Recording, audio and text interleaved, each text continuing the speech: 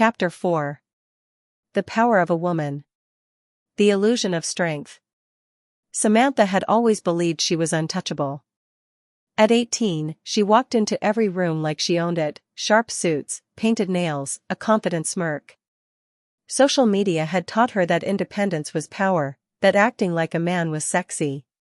She rolled her eyes at women who said, "I need a man." She whispered to herself, "I don't need a man.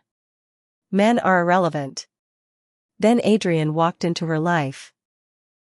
30, tall, strong, disciplined, carrying the weight of his ambitions like a cloak. He noticed her, but not the way she expected. Her boldness and ego were interesting, but they didn't ignite desire. Samantha felt a pang she hadn't anticipated. For the first time, she realized, masculinity in a woman repels high-value men. Acting like a man is not power, it's a barrier. The feminine edge. Samantha began noticing the subtle ways Adrian observed women. He smiled differently at soft laughter, lingered when a woman showed peace rather than assertiveness. She realized the world she'd been taught, that strength, independence, and dominance were attractive, was a lie. 18-year-old girls like Samantha had immense opportunity. Millionaires noticed them, yachts opened doors effortlessly. Meanwhile, young men struggled unseen, still building their value. High-value men aren't attracted to independence or boldness. They're attracted to femininity, peace, and respect. Her mother, 35, single and bitter, offered advice designed to protect her from disappointment, but it was a trap. Older women who failed at love were passing envy as wisdom. Samantha refused to fall into that pattern. The lessons of submission. One evening, Samantha cooked quietly while Adrian unpacked groceries. She noticed how calm he became when she moved gracefully around the kitchen, not challenging him, not arguing, not demanding. Submission isn't slavery. It's influence, respect, and subtle authority. Men want peace, not resistance. Innocence, softness, purity, and respect is magnetic. Even if she wasn't a virgin, she could radiate innocence. High-value men are givers by nature. When a woman submits, she triggers their instincts to protect, to provide, to invest. This is feminine power. The multiplier effect. Samantha's revelation came quietly. Adrian handed her groceries, she unpacked them and began cooking. Something clicked, he gives, his time, effort, protection, even his seed. I multiply it. His contributions become nourishment, warmth, and a home because I nurture, care, and add value. That is my power. The multiplier effect became clear, a man provides, a woman transforms. His seed becomes a child, his groceries a meal, his house a home. The true power of a woman lies in this quiet multiplication of what men provide. Social media and consequences. Samantha had posted pictures online, provocative outfits, luxurious restaurants, yachts. At first, it felt like confidence. But Adrian saw differently, these signals told stories. Provocative photos equals sexual availability, not feminine value. Expensive outings equals another man's support, not independence. Samantha began refining her presentation. She didn't need boldness to prove value. Subtlety, elegance, and control over her image commanded respect and attraction. Competition and scarcity. Every day, new beautiful women entered the dating market. High-value men, however, peaked later in life. Samantha understood supply and demand, the best men were fewer, and competition among women was fierce. One afternoon, Mia, a friend with attitude and leather jackets, tried to intimidate her. If you don't assert dominance, he'll forget you. Samantha had learned better. She smiled softly, made subtle gestures, a wink, a gentle touch, attentive listening. She was exceptional among a sea of options, rising naturally without forcing herself. Jealousy, drama, and realization. Then came attracting Mr. High Value, why he didn't call back after sex. Written by Terence K. Moloisane. Prologue, the language you never knew existed. He said he was busy, and you thought he didn't care. He pulled back after sleeping with you, and you told yourself he was intimidated by your strength. You posted that bikini picture because you wanted to embrace your confidence, and yet deep down, you knew you hoped he would see it. But he didn't see confidence. He saw something else. That's the secret no one told you. Men are always translating. Every word you speak, every choice you make, every image you post, it all enters his mind and gets filtered into a language you were never taught. A language I call menese. The tragedy? Most women don't even realize this language exists until it's too late.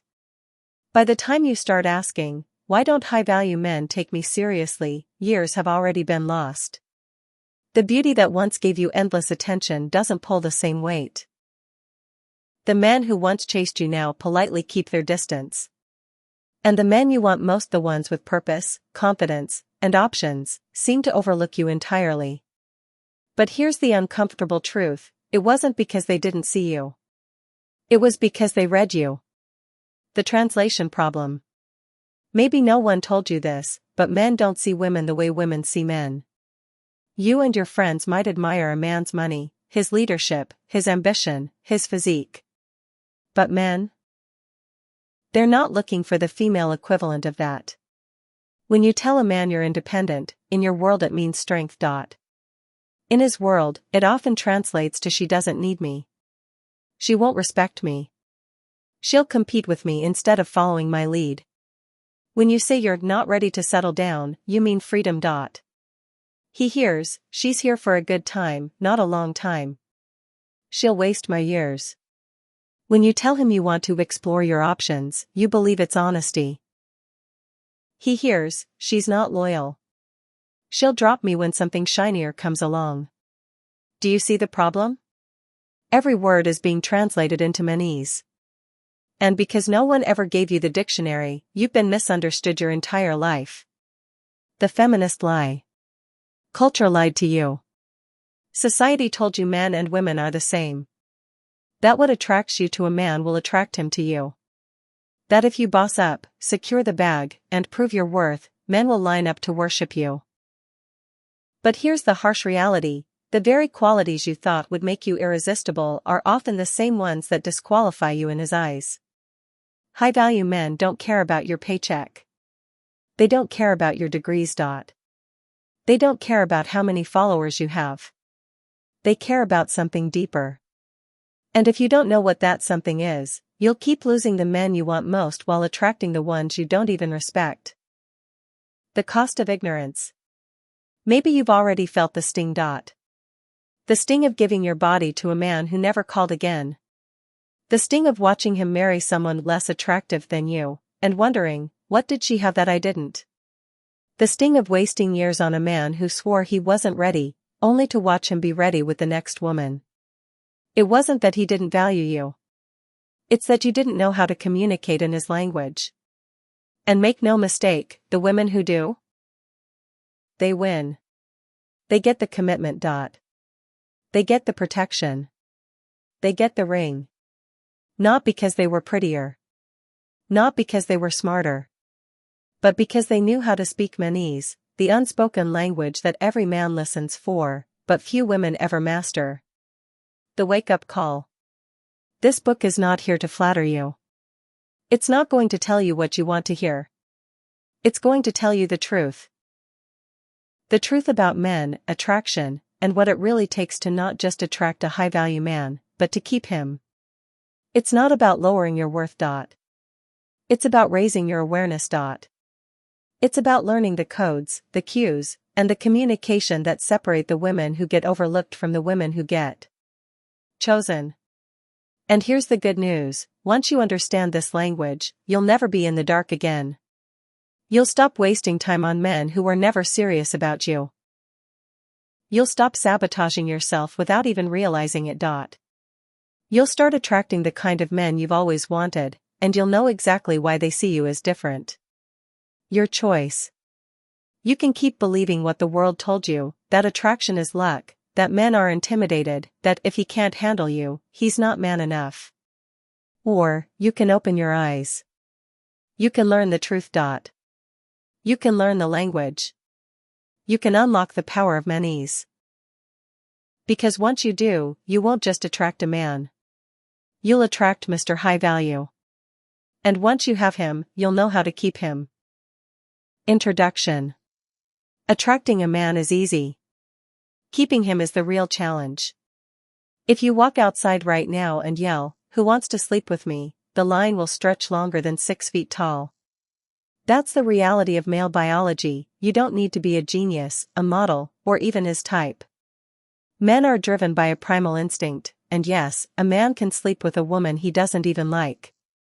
So don't confuse sexual access with genuine interest. A man being nice to you doesn't mean he loves you. It doesn't even mean he respects you. Sometimes, it just means he wants something. The real test is this: does he care about your needs? Not your cravings. Not your toxic fantasies. But your needs, your safety, your health, your well-being. If he doesn't care about those, he doesn't love you. This is where the confusion begins in our modern culture. Women have been sold a lie, that men love bitches. That being hard, manipulative, and unavailable is the secret to holding a man's attention. Let me be very clear, men do not love bitches. They might be entertained by them. They might even sleep with them. But they do not build families with them. High-value men, the kind of men women actually want, are looking for something deeper. They crave respect, peace, and innocence. Yes, they admire confidence. Yes, they respect boundaries. But they will never sign up for toxicity. They don't marry manipulation. They don't commit to hardness. The problem is that many women confuse short-term attraction tactics with long-term relationship strategies. Acting like a bitch might get you attention, but it won't get you devotion. That's the difference this book is here to make crystal clear. Why Men Love Bitches Got It Wrong. Sherry Argoff's book became popular because it tapped into women's frustration. Too many women had been too nice, too available, too self-sacrificing, and they got burned. They thought, if being sweet and giving doesn't work, maybe I should be cold and distant. And for a while, that trick works. Men notice the woman who isn't falling at their feet. Men are intrigued by challenge. But here's the truth, attention is not the same as commitment.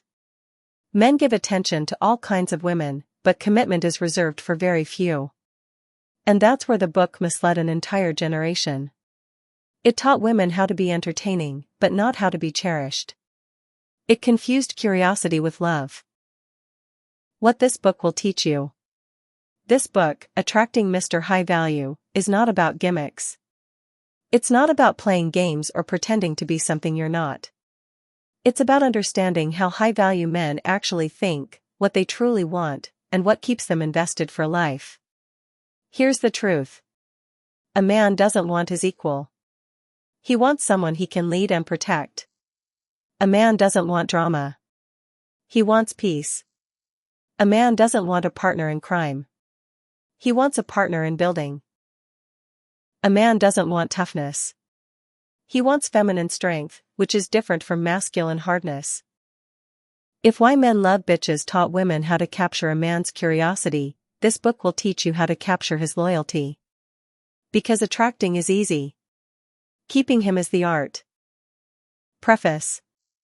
In 2002, Sherry Argoff published Why Men Love Bitches, a book that quickly became a global bestseller.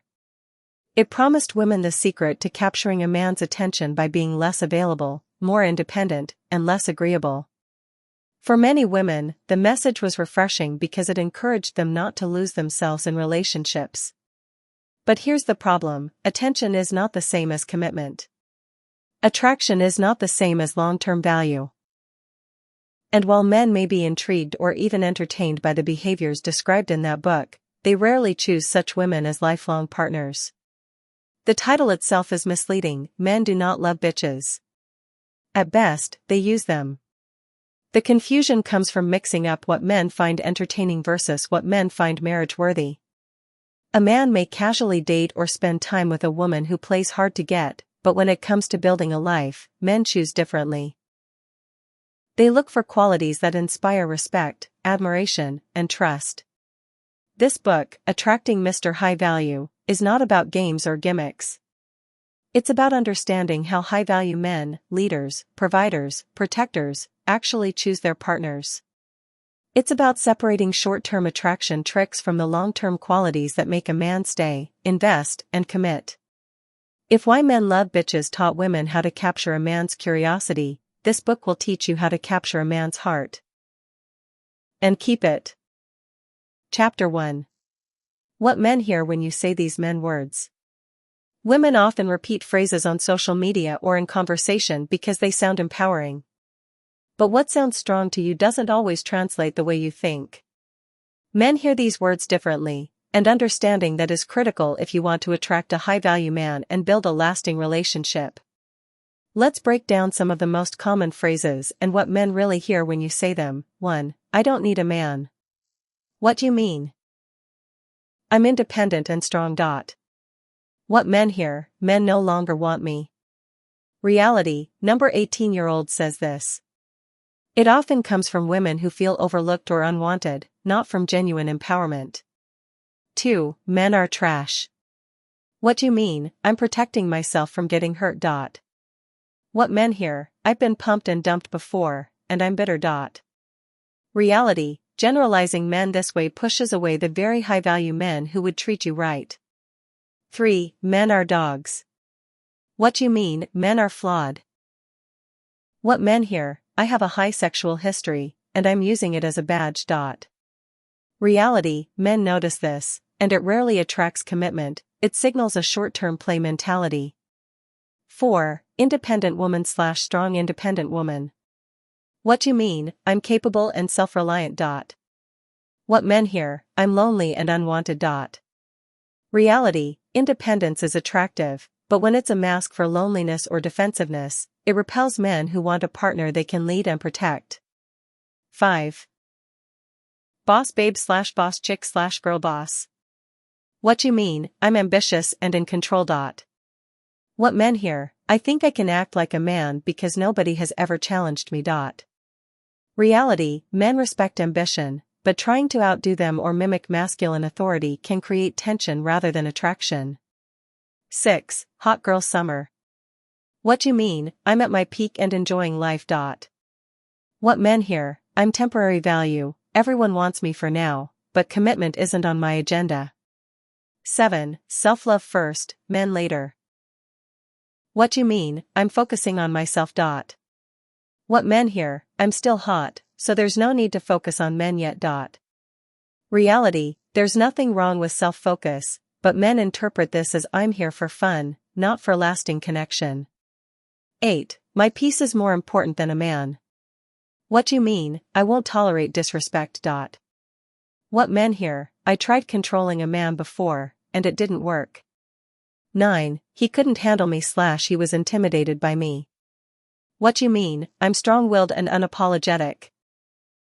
What men hear, I think I can be rude and dodge accountability. 10. I'm the table. What do you mean? I bring value to the relationship. What men hear, I bring nothing, I'm a liability. 11. I'm too much for him. What do you mean? I'm complex and unique. What men hear, I still have options, I can get a lot of men to use me for sex. 12. A real man would. What do you mean? I have standards. What men hear, I want to control and manipulate men. 13. Divine feminine / goddess energy. What do you mean? I embrace my femininity and self-worth. What men hear, my likes and comments on social media boost my ego. 14. High-value woman. What do you mean? I know my worth. What men hear, I want to compete with men rather than compliment them. 15. Queens don't chase, we attract. What do you mean? I have self-respect and don't beg for attention. What men hear, I think relationships don't require effort or compromise. 16. Single by choice. What do you mean? I'm independent and selective. What men hear, men I actually want no longer want me. 17. Finding myself. What do you mean? I'm taking time to focus on self-growth, independence, and discovering who I truly am. What men hear: I'm lost, confused, and going to sleep around with different men until I figure out what I like. The lesson. These phrases often feel empowering, but they can unintentionally push away the kind of high-value men women want most. Men aren't drawn to bitterness, manipulation, or defensiveness, they're drawn to confidence, respect, and femininity that complements their leadership. Knowing how men interpret your words allows you to communicate your strength without sending the wrong signals, attract the right men, and build a relationship that lasts. What men hear. Words are powerful. But what you think you're saying and what men actually hear are often two completely different things. On social media and in conversation, women repeat phrases they believe are empowering, confident, or witty. They feel strong when they say them, but men interpret them in very different ways, sometimes as weakness, neediness, or even a signal that the woman is off the market for commitment. Before you can attract a high-value man, you need to understand how he perceives your words. The table below breaks down the most common phrases women use, what you think they mean, and what men actually hear. Study it carefully. This is the first step to making your communication work for you instead of against you. 1. What women say: I don't need a man. What they think it means: I'm independent, strong. What men actually hear: the type of men I want don't want me. 2. What women say: men are trash. What they think it means: I'm protecting myself. What men actually hear: I've been used and dumped. 3. What women say: men are dogs. What they think it means: men are flawed. What men actually hear: all types of men have been inside of me. 4. What women say: I'm strong and independent. What they think it means: I can handle life. What men actually hear: I'm lonely, and nobody wants me. 5. What women say: boss babe. Boss chick. Girl boss. What they think it means: I'm ambitious, in control. What men actually hear: I want to act like a man because nobody's ever challenged me. 6. What women say: hot girl summer. What they think it means: I'm hot, everyone wants me. What men actually hear: I'm only fun for now. 7. What women say: commitment isn't on my radar. What they think it means: blank. What men actually hear: blank. 8. What women say: self-love first, men later. What they think it means: I'm focusing on myself. What men actually hear: I'm still hot, so men aren't my priority yet. 9. What women say: my peace is more important than a man. What they think it means: I won't tolerate disrespect. What men actually hear: I tried controlling a man before and failed. 10. What women say: he couldn't handle me, or intimidated. What they think it means: I'm unapologetically me. What men actually hear: I think I can be rude and avoid accountability. 11. What women say: I'm the table. What they think it means: I bring value. What men actually hear: I'm a liability, nothing to offer long term. 12. What women say: I'm too much for him. What they think it means: I'm unique and in demand. What men actually hear: I can get men to use me for sex. 13. What women say: a real man would. What they think it means: I have standards. What men actually hear: I want to control men and manipulate them. 14. What women say: divine feminine or goddess energy. What they think it means: I embrace my femininity. What men actually hear: likes and comments on social media boost my ego. 15. What women say: high-value woman. What they think it means: I know my worth. What men actually hear: I want to compete with men, not compliment them. 16. What women say: queens don't chase, we attract. What they think it means: I'm confident. What men actually hear: I don't understand that relationships take effort. 17. What women say: single by choice. What they think it means: I'm selective. What men actually hear: men I want no longer want me. 18. What women say: finding myself. What they think it means: I'm taking time to focus on self-growth, independence, and discovering who I truly am. What men actually hear: I'm lost and don't know what I want or like. Turning awareness into action. Now that you see how men interpret your words, the next step is simple: speak, act, and show value in a way that attracts the right men. High-value men aren't drawn to bitterness, manipulation, or games. They respond to confidence, respect, and femininity that complements their leadership. This doesn't mean you give up your independence or settle for less. It means you communicate your worth without sending the wrong signals. It means choosing your words carefully, setting boundaries wisely, and understanding the difference between entertainment and devotion. When you master this, you stop chasing attention and start attracting men who are willing to invest in you for the long term, men who are leaders, protectors, and providers, and who see you as someone worthy of love, respect, and loyalty. Chapter 2. Milk and Wine. Life offers women their value up front. Unlike men, whose value grows over time, women are most attractive and most in demand early in life. This is why we say women age like milk and men age like wine. Milk is fresh, sweet, and at its peak for a short window. Wine, on the other hand, matures, strengthens, and becomes more valuable over decades. A woman's peak attractiveness and sexual market value typically falls between ages 18 and 25. Men, however, often reach their peak later, between 28 and 60, as they build resources, intelligence, status, and life experience. This creates a natural imbalance. The men women dismiss in high school or early adulthood are often the high-value men they will chase years later. Women are naturally drawn to men who are older, taller, more intelligent, and wealthier, attributes that develop with time, discipline, and experience. But here's the critical truth. High-value men do not care about your career, your social media following, or your bank balance. That's what low-value men focus on. They want to use you, not commit to you. High-value men are looking for a woman they can love, protect, and build with, someone who complements their leadership rather than competes with it. This is why the famous phrase, "Don't ask a woman her age," exists. Age is linked to fertility, beauty, and long-term value, and men instinctively notice it.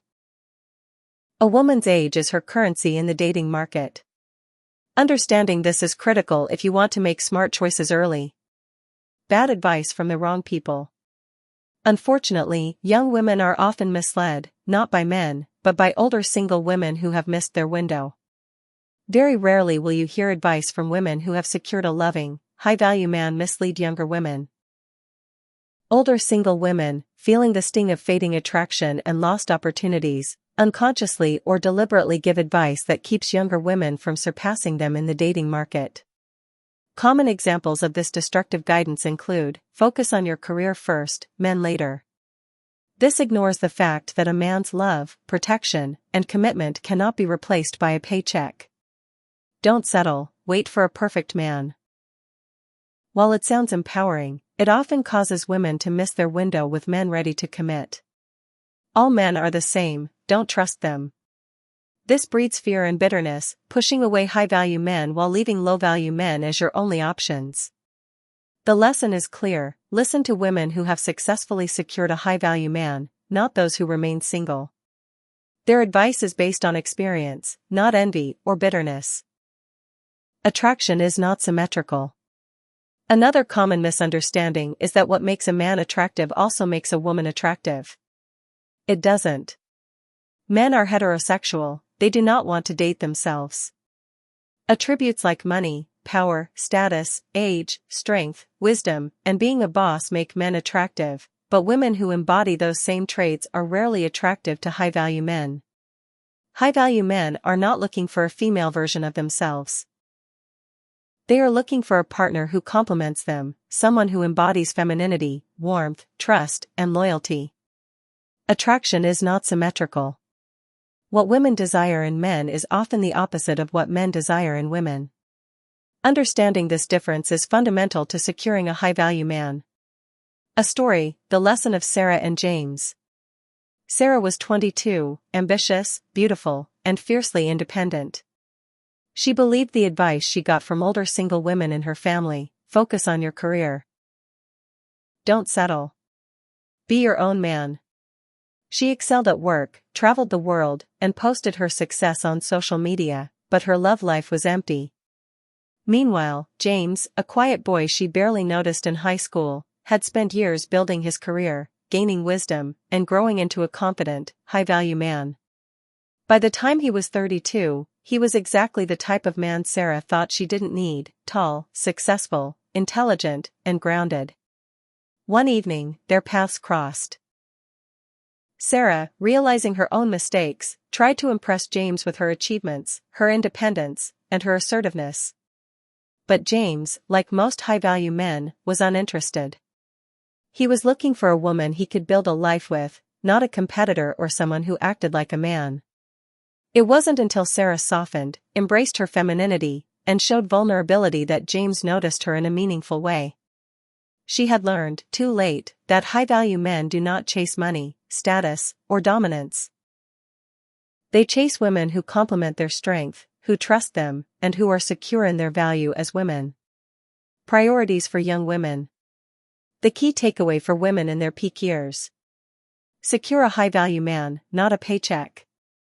Men provide security, protection, and long-term partnership that money cannot replace. Understand your market value. Your youth, fertility, and beauty are time-sensitive. Use them wisely. Complement, don't compete. High-value men are drawn to feminine strength, not masculine traits. Ignore bad advice from single women. Seek counsel from women who have succeeded in building lasting, loving partnerships. Life will test you, but understanding these truths allows you to position yourself correctly in the dating market, attract the right men, and create a future built on love, respect, and security, not envy, games, or temporary attraction. Peak value timeline: milk and wine women. Milk. 18 to 20, fresh, highly desirable, at the start of peak youth and beauty. 21 to 23, sweet spot of attractiveness, still high fertility, social attention peaks. 24 to 25, peak window closing, still attractive but men begin to notice value shifting toward experience in men. Men, wine. 18 to 25, early adulthood, value still developing, financially, emotionally, socially. 26 to 30, beginning of high-value growth, status and resources start increasing. 31 to 40. Peak attractiveness to women, financially stable, confident, wise. 41 to 60, mature high-value men, at the height of power, resources, and leadership.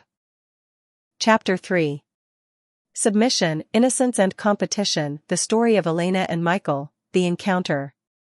Elena was 23, ambitious, confident, and dangerously beautiful. By day, she ran her boutique. By night, she scrolled through Instagram observing men she deemed out of her league. She believed she didn't need a man, her independence was armor, her ego a shield. She laughed at submission, believing that any woman who surrendered control was weak. Then came Michael. 32, tall, commanding, and impossible to ignore. He walked into her life quietly but decisively. Other women noticed him instantly, their gazes lingered, their whispers followed. Elena, however, was skeptical. She had tried boldness and flirtation before, and men had always responded, eventually. But Michael was different. For the first time, she felt competition, raw, primal, unavoidable. She realized every woman in the city wanted him, and that included herself. Yet, unlike the others, she wanted more than attention. She wanted his heart, his protection, his commitment. The missteps. Elena tried her usual tactics. She flaunted independence, whispered of past lovers, even teased with her sexual confidence. Michael was polite but distant, untouchable, yet watching. He never chased, never begged, he simply observed. Other women vied for his attention, but he remained selective, impervious to boldness masquerading as value. Elena's ego ached. She had always believed her experience, confidence, and independence were the ultimate weapons. But for the first time, she encountered a man who didn't respond to her usual game. She realized the high-value man she desired was not like the others. The turning point. One rainy evening, Michael invited her to a secluded rooftop, city lights blurred behind fog and rain. Elena arrived, heart pounding, ego trembling. Michael didn't speak immediately. He simply observed her, the silence heavy with unspoken tension. Finally, he said, "Elena, you don't need to prove anything. I've seen every mask a woman can wear. The women who impress me with experience, power, or dominance, they're forgotten in seconds.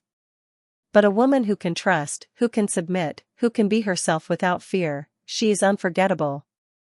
Elena's chest tightened. She had never considered submission as power. She had always equated it with weakness, slavery, or defeat. But in Michael's presence, she felt the truth: submission awakens a man's natural giving instincts. He leaned closer, voice low and deliberate. "When a woman submits to me, she doesn't ask, she doesn't demand. I give freely, my attention, my protection, even my sperm, the ultimate gift, because she has unlocked my nature to provide. That is not slavery. That is power." Elena shivered. The analogy hit like lightning. She understood: men are wired to give, women are wired to unlock that gift. The emotional crescendo. One night, during a quiet dinner, Elena finally allowed herself to be vulnerable. She confessed fears, past mistakes, and insecurities, not to manipulate, but to trust him with her truth. Michael reached for her hand, his gaze intense. "You are not like the others. You understand something most women never learn: submission is not surrender. Innocence is not naivety. And competition, you rise above it, not fight it. That is why I am drawn to you." Elena felt tears streaming down her face. She had spent years believing she needed to dominate, to control, to act invincible. Yet here, in this moment, she understood that her power lay in letting go. Submission, innocence, and graceful participation in competition had drawn a high-value man to her, not games, not dominance, not sex alone. The reward. In the following months, Michael invested emotionally, financially, and spiritually. He planned dates, shared his life, and discussed a future together. Elena didn't demand. She didn't compete openly. She simply allowed the natural dynamics of attraction to unfold. The women who had previously sought him with desperation faded into irrelevance. Elena, who had embraced her feminine superpowers, became the exception, the woman who stood out in a crowded field. She realized the ultimate lesson. High-value men are drawn to women who unlock their natural drive to give, protect, and commit. And that drive is awakened not through dominance, sexual prowess, or experience, but through submission, innocence, and strategic subtlety. Practical takeaways from the story. Submission unlocks a man's natural giving. Don't confuse it with weakness. Innocence is magnetic.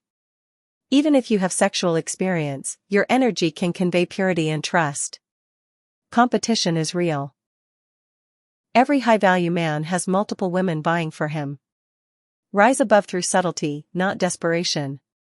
Small gestures matter. A wink, a smile, a laugh, these signal attraction without overreaching. Trust the process. Allow men to invest naturally, don't demand, manipulate, or oversell yourself. Submission is not a foreign concept. As a woman, you already submit every day, to your boss, a teacher, or someone in authority. Yet feminism has convinced many women that submission equals slavery. It does not. Slavery is expecting a high-value man to love, protect, and care for you while refusing him authority or input in your life. Submission, on the other hand, is power, a silent influence that draws men to invest in you. The women who insist submission is slavery are often older, bitter, and single, those who are no longer in the dating market. Very rarely will you hear advice from women who have secured a loving, high-value man misleading younger women. Young women naturally submit, and this is why older women often lose future high-value husbands to younger, submissive women. submission and innocence. Men are attracted to innocence and purity, not experience. Sexual expertise may work for casual encounters, but high-value men seek women who are soft, trusting, and feminine. Submission paired with innocence is a woman's superpower. It naturally inspires protection, commitment, and generosity from men. A submissive woman does not need to ask for money or attention. Men naturally give because they are wired as givers. Sleeping with a man is a form of submission. It signals trust and opens the pathway for a man to invest fully. Even if you are not a virgin, innocence in behavior, attitude, and energy remains attractive. Understanding male rejection is crucial. Women reject men directly, often placing them in the friend zone to extract attention or resources. Men reject differently. They may keep you in a sex-only zone, limiting emotional investment. A woman who submits and embodies innocence naturally moves out of this zone, giving a man space to commit voluntarily. Competition, the hidden reality. Many women lie to themselves, saying they don't compete, but all women compete. Competition is not evil, it's reality. High-value men are scarce. Every day, beautiful young women turn 18, entering the dating market, while new high-value men are far fewer in supply. The truth is, the high-value man you desire is desired by other women too. When you meet such a man, you must drop your ego. He holds leverage because other women want him. You cannot sit idly, expecting him to crawl to you. He doesn't have to. But you also don't throw yourself at him. You simply show subtle interest, a wink, a smile, a small gesture that signals attraction. Your goal is to be the exception, to rise above the competition. Internal attraction triggers, your energy, confidence, poise, and submission, are what will make you stand out. The high-value man is not impressed by dominance or over-assertiveness. He is drawn to a woman who compliments him, respects him, and shows interest without desperation. Chapter 4. The Power of a Woman. The Illusion of Strength. Samantha had always believed she was untouchable. At 18, she walked into every room like she owned it, sharp suits, painted nails, a confident smirk. Social media had taught her that independence was power, that acting like a man was sexy. She rolled her eyes at women who said, "I need a man." She whispered to herself, "I don't need a man. Men are irrelevant." Then Adrian walked into her life. 30, tall, strong, disciplined, carrying the weight of his ambitions like a cloak. He noticed her, but not the way she expected. Her boldness and ego were interesting, but they didn't ignite desire. Samantha felt a pang she hadn't anticipated. For the first time, she realized, masculinity in a woman repels high-value men. Acting like a man is not power, it's a barrier. The feminine edge. Samantha began noticing the subtle ways Adrian observed women. He smiled differently at soft laughter, lingered when a woman showed peace rather than assertiveness. She realized the world she'd been taught, that strength, independence, and dominance were attractive, was a lie. 18-year-old girls like Samantha had immense opportunity. Millionaires noticed them, yachts opened doors effortlessly. Meanwhile, young men struggled unseen, still building their value. High-value men aren't attracted to independence or boldness. They're attracted to femininity, peace, and respect.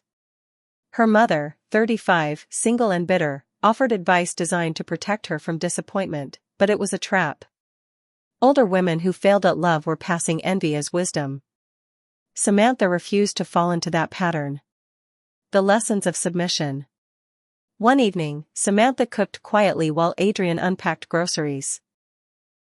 She noticed how calm he became when she moved gracefully around the kitchen, not challenging him, not arguing, not demanding. Submission isn't slavery. It's influence, respect, and subtle authority. Men want peace, not resistance. Innocence, softness, purity, and respect is magnetic. Even if she wasn't a virgin, she could radiate innocence. High-value men are givers by nature. When a woman submits, she triggers their instincts to protect, to provide, to invest. This is feminine power. The multiplier effect. Samantha's revelation came quietly. Adrian handed her groceries, she unpacked them and began cooking. Something clicked: he gives his time, effort, protection, even his seed. I multiply it. His contributions become nourishment, warmth, and a home because I nurture, care, and add value. That is my power. The multiplier effect became clear: a man provides, a woman transforms. His seed becomes a child, his groceries a meal, his house a home. The true power of a woman lies in this quiet multiplication of what men provide. Social media and consequences. Samantha had posted pictures online, provocative outfits, luxurious restaurants, yachts. At first, it felt like confidence. But Adrian saw differently: these signals told stories. Provocative photos equals sexual availability, not feminine value. Expensive outings equals another man's support, not independence. Samantha began refining her presentation. She didn't need boldness to prove value. Subtlety, elegance, and control over her image commanded respect and attraction. Competition and scarcity. Every day, new beautiful women entered the dating market. High-value men, however, peaked later in life. Samantha understood supply and demand: the best men were fewer, and competition among women was fierce. One afternoon, Mia, a friend with attitude and leather jackets, tried to intimidate her: if you don't assert dominance, he'll forget you. Samantha had learned better. She smiled softly, made subtle gestures: a wink, a gentle touch, attentive listening. She was exceptional among a sea of options, rising naturally without forcing herself. Jealousy, drama, and realization. Then came the test. At a charity gala, another young woman, Victoria, approached Adrian openly, flaunting her wealth and status. Samantha's heart raced. She felt the old ego bubbling: he's noticing her. But she remembered the principles. She didn't compete superficially. She stayed calm, smiled, and moved with elegance. Adrian's attention returned to her, naturally. He invested effort where he saw feminine peace, innocence, and multiplicative power. Samantha realized: women compete all the time, truth is, high-value men are the prize. To retain them, she had to trigger attraction through subtle, internal feminine power, not by trying to mimic men or force attention. Feminine power realized. Weeks passed. Adrian's investment in Samantha deepened. He gave freely of his time, attention, and resources. Samantha nurtured, cooked, and managed her presence. Her femininity, submission, and peace multiplied his efforts into a life they could build together. She reflected: femininity attracts. Masculinity repels. Submission is power. Peace and respect trigger a man's natural instincts. Innocence matters. Even without virginity, a woman can radiate value. Women are multipliers. Men provide, women transform contributions into life, love, and home. Social signals dictate attraction. How she presents herself, online and offline, shapes respect and commitment. Competition is real. High-value men are scarce, subtle effort and elegance make women exceptional. Samantha finally understood her superpower, the quiet, absolute, multiplying power of a woman. Her feminine essence, respected and nurtured, was enough to secure Adrian's loyalty, love, and lifelong investment. Chapter 5. Making good look good to his peers. Why status is everything to a man. When you marry a man, you take his last name. That's not just tradition, it's symbolism. It says, I am under his covering, and I represent him now. From that moment forward, your actions don't just reflect you, they reflect him. High-value men understand this. Their name, their status, their reputation, this is their currency in life. A man's peers, colleagues, and family respect him based on how he carries himself and who he chooses to stand beside him. If you elevate his name, you become his treasure. If you tarnish it, you become a burden. When you date or marry a high-value man, you don't just get the man, you inherit his status. And he will guard that status like gold. The test of respect. There is an unspoken truth about men: they test women silently through how they handle social situations. A man can forgive a woman for spilling wine on his shirt, but he cannot forgive a woman who disrespects him in front of his peers. For men, status is oxygen. Disrespect suffocates. Respect breathes life. The dinner party drama. David had built his business from scratch, turning a small startup into one of the most respected companies in his city. His peers looked up to him as an example of discipline, intelligence, and resilience. When he began dating Melissa, everyone was watching. Would she be a liability or an asset? The test came at his company's annual dinner. Big names were in attendance: investors, colleagues, even rivals. David knew that how Melissa handled herself that night could either elevate his reputation or quietly erode it. When they arrived, Melissa didn't sit in the corner looking bored or scrolling on her phone. She stepped into the room with grace, smiled warmly, and introduced herself. She made small gestures, offering to pour a drink, asking thoughtful questions, laughing at the right moments. She wasn't the loudest in the room, but she made others feel at ease. Later, when the men broke into a heated discussion about business, Melissa didn't interrupt to prove her intelligence. Instead, she brought over a tray of snacks with a gentle smile. She wasn't trying to steal the spotlight, she was supporting her man's presence in it. That night, one of David's closest friends pulled him aside and whispered, "She makes you look unstoppable, man. Don't let her go." Those words meant more to David than any compliment about his wealth or success. Because Melissa had just passed the test, she made him look good to his peers. The flip side: how women destroy status. Now, let's look at the opposite. Michael was equally successful, but his girlfriend Tara was reckless with her words. At a networking dinner, one of Michael's friends made a harmless joke about relationships. Tara took it as an attack, snapped back rudely, and in her anger threw Michael under the bus, criticizing him in front of everyone. The room went silent. His friends looked at Michael differently, not just at Tara. To them, Michael had lost control of his own household. He looked weak. And for men, weakness kills status. Michael could make excuses later, but the damage was permanent. His respect for Tara died that night. Because she didn't just embarrass herself, she embarrassed him. Why men value status so deeply? You must understand, a man's peers are his tribe. His reputation among them opens doors, builds trust, and expands opportunities. A man disrespected by his woman in public loses face. A man honored by his woman in public gains power. High-value men don't want women who act as rivals. They want women who elevate them like queens elevate kings. That's why, when you make him look good in front of his peers, he will turn around and pour his love, resources, and commitment into you. The sperm analogy: submission creates giving.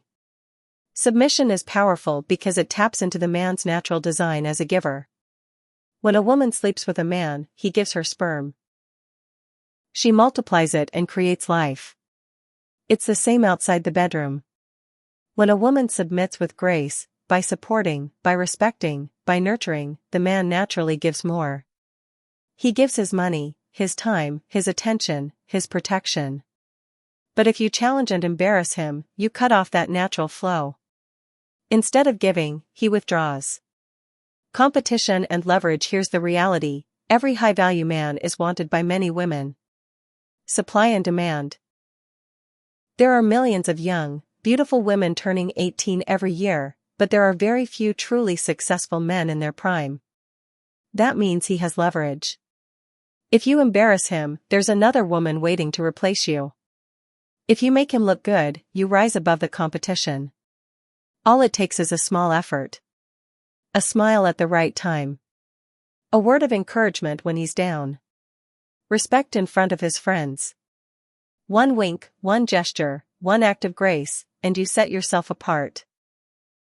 Do's and don'ts for women. Do, smile and greet his friends warmly. Do, offer small acts of service, food, drink, making others comfortable. Do, compliment him in front of his peers, it multiplies his status. Don't, argue with him. Don't, belittle him in front of friends or family. Don't, try to compete with him for the spotlight. Final lesson.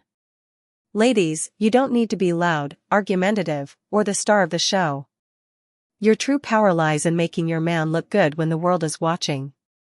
Because when you elevate his name, he will elevate you above all the women vying for his attention. Respect builds status. And status builds love. Chapter 6. Controlling and insecure. Women love to use the word insecure loosely. The moment a man sets a standard, don't wear that, don't post that, I don't want you around those people, he's instantly accused of being insecure or controlling. But here's the truth, a secure man communicates boundaries. An insecure man has none. The man who is secure in himself is not afraid to lose you. He knows his value. He knows that if you choose to disrespect him, he can replace you without hesitation. That is true strength. That is true security. The man with no standards, who lets you do whatever you want because he's terrified of upsetting you, that's the insecure one. And deep down, every woman knows this. You may act like you want freedom, but the women who get claimed, who get chosen, who get married, are the ones who respect a man's leadership and welcome his boundaries. Boundaries are proof of love. If a man corrects you, if he tells you, change your outfit, or don't post that picture, it's not always about jealousy. It's because he sees you as his, and what is his represents him. Women cheat differently than men. A man cheats physically. A woman cheats by advertising herself, through her clothes, her pictures, her captions, her energy. The way you dress when you're single should be completely different from how you dress once you've secured a high-value man. If it's not, you're silently telling the world, I'm still available. And high-value men don't waste their time explaining this. If you don't get it, he won't argue. He'll just put you in the sex-only category and keep you there. The scenario of protection. Imagine this. You're out with your man. Suddenly, a stranger runs up, slaps your backside, snatches your Louis Vuitton bag, and bolts. You turn to your man. In the first scenario, he freezes. He does nothing. You plead with him, go get him. But he shrugs, saying, it's not worth the trouble. In that moment, your respect for him dies. Now, imagine the second scenario. Without hesitation, your man bolts after the thief, tackles him, and snatches back your bag. He didn't wait for you to remind him of his duty. He acted. He protected you. That is what makes him attractive. That is what makes you proud to call him yours. And just like you expect him to get it, he expects you to get it. Dressing like you're single keeps you single. Advertising yourself when you've been chosen is the same as betraying him. The story of Monica. Let me tell you about Monica. She landed a man every woman envied, wealthy, respected, admired in every room he walked into. At first, Monica made him proud. She was graceful, feminine, and elegant. His friends complimented her, his family approved, and his name was safe in her hands. But Monica got restless. She missed the attention she used to get when she was single. Slowly, she started posting pictures again. Low-cut dresses, party selfies, captions dripping with independent queen energy. She said it was harmless, just fun. But men of value don't see it that way. His friends began whispering. One joked, your girl looks more available than taken. And for a man like him, that was the ultimate insult. His last name was being dragged through the mud, by the very woman who was supposed to protect it. He didn't yell. He didn't fight. He didn't explain. He simply shifted Monica into the fun-only category. And while she thought she was living her truth, she woke up one day realizing she had lost him forever. He moved on to another woman, one who understood that protecting his image was also protecting her future. Monica still tells the story with tears in her eyes, saying, "I thought he was insecure. I thought he was controlling. But now I realize he was secure enough to replace me without a second thought." The choice every woman must make. So here is the truth. A man who allows everything is not strong, he's insecure. A man who sets boundaries is not controlling, he's secure. A man who replaces you instead of begging you is not weak, he's a king protecting his legacy. Ladies, you can either resist correction and remain a plaything, or you can embrace it and become a wife. But never confuse a man's boundaries with weakness. Boundaries are proof of value. Because if he didn't care, he wouldn't correct you. If he didn't value you, he wouldn't protect you. And if he didn't see you in his future, he wouldn't bother giving you standards at all. Chapter 7. Women control sex, men control relationships. Where's an unspoken rule in life that too many women ignore: women control sex, men control relationships. You may think that sounds unfair, but it's reality. Every time intimacy happens, it's because a woman allowed it. But every time a relationship begins, it's because a man decided it. Women need relationships. Men need sex. And when you forget this, you lose the game. The feminist lie. I remember one time I met this beautiful girl. Unique, striking, everything about her stood out. But she was brainwashed by feminism. She believed men and women were equal in the mating game. She thought I should fight to prove myself to her even after we had already slept together. See, she was used to men chasing her. Because she was beautiful, she had grown up spoiled by attention. If she pulled back, men would blow up her phone, beg for her time, send flowers, write paragraphs, apologize for things they didn't even do. She thought I'd be the same. We weren't even dating yet, just talking. One day, we had a disagreement. She pulled back, assuming I'd crawl back on my knees.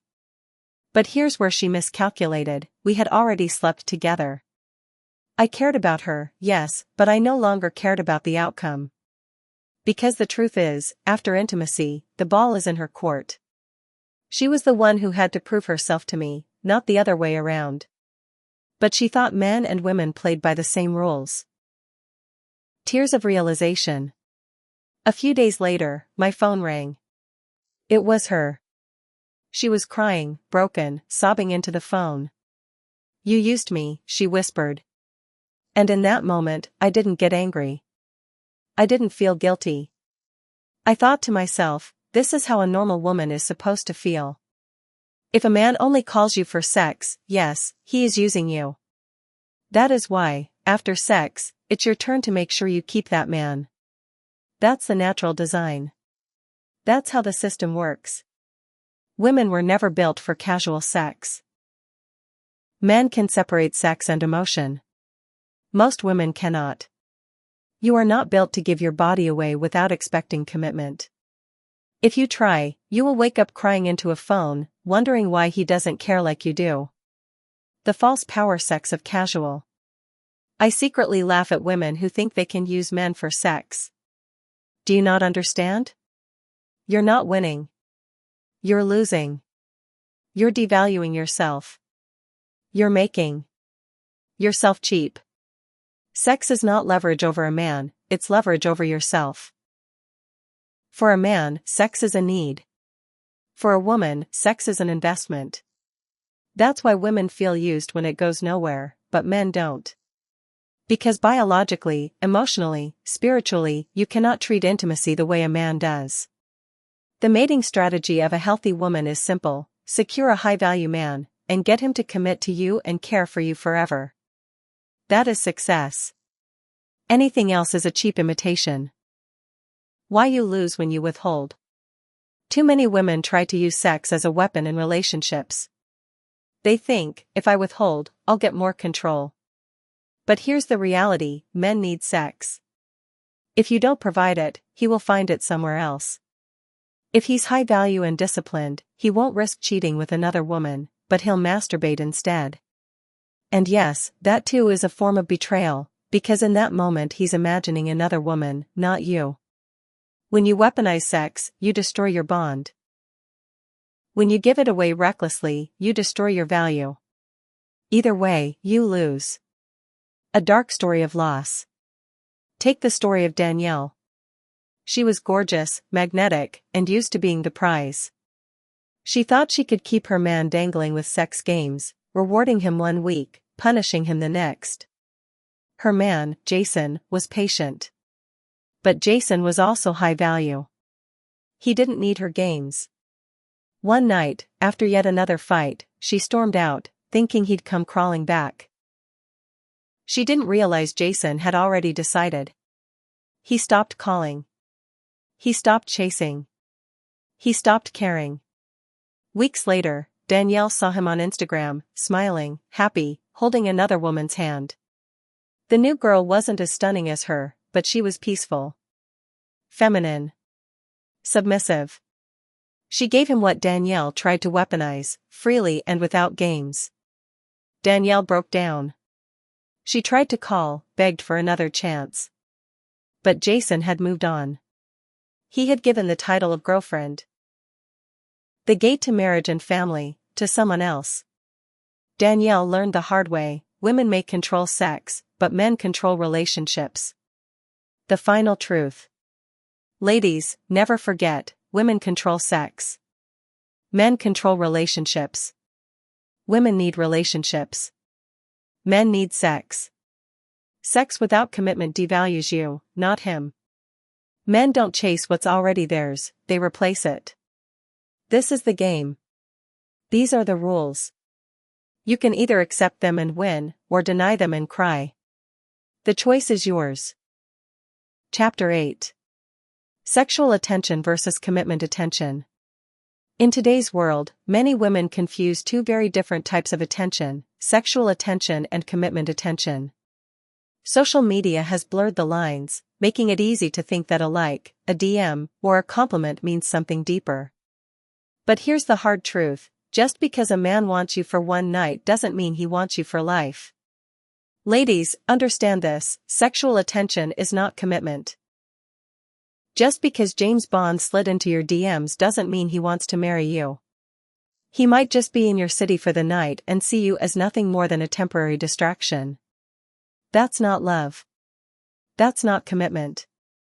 That's not the kind of attention that builds a future. And yet, too many women mistake sexual attention for proof of value. High-value women don't brag about sexual attention. They don't use likes and DMs as a measuring stick of their worth. The only attention worth bragging about is commitment attention, the attention from the man you truly love and respect, the man willing to claim you publicly, invest in you, and stand by you when life gets hard. Because here's the reality: men will always want sex. Desire is cheap. Commitment is expensive. Any man can lust after you, but very few will lay down their lives, give you consistency, and actually call you their own. If you're confusing the two, you're setting yourself up for heartbreak. The illusion of endless options. Sexual attention also creates a dangerous illusion: the idea that because men constantly notice you, you can always do better. The Instagram likes, the DMs, the thirsty comments, they feed the ego and whisper the lie: you're in demand. You're special. You could upgrade whenever you want. But what most women don't realize is this: sexual attention is not proof of options. It's proof of desire, and desire fades as quickly as it comes. A man can desire 10 women in one night, and none of it means anything real. Some women fall so deep into this illusion that they overlook the man they already have, the man who loves them, protects them, and would take a bullet for them. Instead of valuing his sacrifice, they get blinded by the attention of a man who has no intention of building a future with them. And when someone with status shows interest, even if it's just a playful DM, suddenly they're tempted to believe they could do better. But here's the truth: just because Drake liked your story doesn't mean Drake wants to be your husband. It doesn't mean he sees you as his queen. It doesn't mean he'll ever even think about you again. It just means he was bored, and your picture entertained him for 3 seconds. Meanwhile, the man who loves you, the man who wakes up every day and chooses you, gets overlooked. That's why so many relationships fall apart today. Women confuse attention with intention, and in doing so, they sabotage the very relationships that could have been their greatest blessing. The grass isn't greener. This illusion is also why so many women jump from relationship to relationship, convinced there's always something better waiting for them. But as the saying goes, the grass isn't greener on the other side, it's greener where you water it. When you leave a man who genuinely loves and values you for the empty thrill of being noticed by someone else, you soon discover that the greener grass comes with a water bill. That DM wasn't a commitment. That compliment wasn't a promise. And that attention wasn't real love. By the time many women realize this, it's too late. The man who was willing to give them everything has already moved on. A call to wisdom. Ladies, don't confuse sexual attention with commitment attention. One is easy to get. The other is rare, costly, and precious. One feeds your ego for a moment, the other builds your life for a lifetime. The next time a man slides into your DMs, ask yourself, is this attention cheap, or is it costly? Is it sexual, or is it commitment? Is it desire, or is it devotion? Don't throw away a Mr. High Value who truly loves you because of an illusion. Don't let ego blind you to loyalty. Don't exchange something priceless for something that was never real in the first place. Because at the end of the day, sexual attention will always fade. But commitment attention? That's what builds families, legacies, and lasting love. Last thoughts. This book can be two things for you: your best friend who truly loves you and tells you the truth to your face, or the father figure you never had, who steps in and gives you the wisdom your irresponsible father never taught you. And yes, this book was written by a man. That may come as a shock. But I've watched too many women sabotage their sexual market value, making mistakes they didn't even realize were mistakes, until it was too late. I've seen women in their 30s, even 40s, crying because the men they want no longer want them back. I don't want that to be you. My hope is that you're reading this while you're still young, in your early 20s, or even better, before you've racked up a past that will haunt you. Hopefully, you haven't left a trail of promiscuity behind you, or plastered provocative pictures of yourself all over the internet, because whether you like it or not, men see those things and never forget. Innocence and reputation matter more than you think. I'm not writing this to shame you. I'm writing this because I care. I'm taking time out of my own life to share what I've learned, not to use you, not to deceive you, but to prepare you. I have sisters. I've watched them, I protected them, and I want the same protection and wisdom for you. Feminism has lied to you. The system has lied to you. The world has convinced you to play a game that women never win. But this book? This book is about unlocking the truth. It's about showing you how men actually think, what they truly value, and how to trigger the kind of attraction that leads to something real. Because you deserve more than being someone's late-night option. You deserve to be someone's only option. Choose wisely. Time is not on your side. Acknowledgements. First and foremost, I give all glory and honor to God. Without His wisdom, patience, and guidance, these words would not have come together the way they have. This book is more than just advice, it is a testimony of His hand at work in my life, shaping lessons out of pain, clarity out of confusion, and wisdom out of experience. Some of the pages here are born out of my own personal journey, the good, the bad, and the unforgettable. I think back to the relationships that left a mark on me, especially those with my exes. They were chapters of growth that tested my patience, stretched my understanding of love, and reminded me of what I truly value. Though those seasons were not easy, they taught me lessons no classroom ever could, and today, I stand grateful for the scars that became wisdom. I also want to acknowledge my brothers and sisters, the greater human family. Our shared stories, struggles, and triumphs are what make us deeply connected. Every heartbreak whispered to me that someone else, somewhere, was going through the same. Every story of victory reminded me that healing is possible. To the women who will read these pages and to the men who may recognize themselves in these words, you are all part of this acknowledgement, because without your journeys, this book would lack the richness of lived experience. To my friends and supporters who encouraged me when doubt crept in, thank you. To those who challenged my ideas and forced me to refine them, thank you as well. Your honesty sharpened this message and kept it authentic. And to those who simply believed in me, you may never know the full extent of what your faith meant, but it was fuel to my persistence.